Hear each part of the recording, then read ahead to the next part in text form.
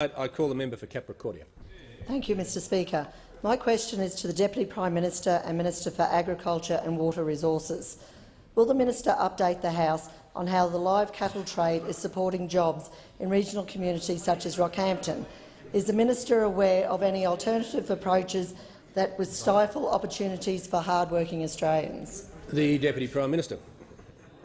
Well, Mr Speaker, I thank the honourable member for a question, and might I congratulate her on the hard work that has been done making sure that we have a better outcome for those proximate to the Shoalwater Bay defence facilities, and that we now have made sure that the only purchases that will happen will be voluntary. That goes to show a government that listens, a government that is not arrogant, a government that clearly understands the issues that are there. But it's very important to also understand what has happened in the live cattle trade. I'll be pleased to tell the House that since 2011-2012 we have doubled the amount of live cattle exports, doubled the amount and tripled the value.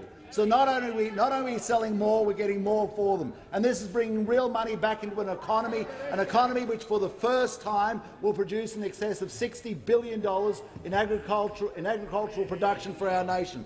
This is the difference that good policy makes. This is the difference that good policy makes when we open up 9 new live animal export destinations such as Egypt, Bahrain, Iran, Cambodia, Thailand, Lebanon, Mexico, US and China.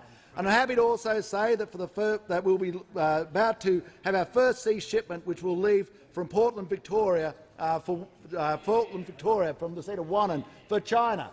This is all part of the process of how we are making the business of our nation work in a better way. We are making the business so the money comes back into our nation. We are making it so that the families get a better return through the farm gate. It is actually happening. It is actually happening that we have record prices in meat sheep. It is actually happening that we're getting a turnaround in the wool market, that we've had record prices in cattle. It's actually happening that we're getting record prices in pork. We're going to turn around in so many of our lines, all the way through to wine, all the way through to tropical fruits, because this is a government that's hard at work delivering a better outcome.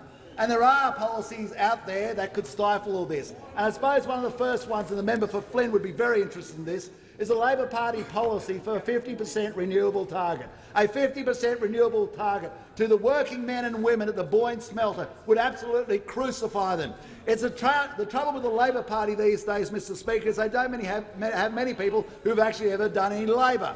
The trouble with the Labor Party these days is they're fighting a battle not for the working men and women of Australia, but they're fighting a battle for Annandale. We have the Angel of Annandale, the other side of the chamber here, in a suit last worn by Barry Gibb by the looks of things. And he is fighting a battle up and down Trafalgar Street, up and down Johnson Street. He is not looking after what we want to deliver, cheaper power, cheaper power. We are not the party that is scared of talking about new coal-fired power stations. So we have to ask the member for Shortland of his constituents, does the member for Shortland's constituents understand your position about what's going to happen to their jobs?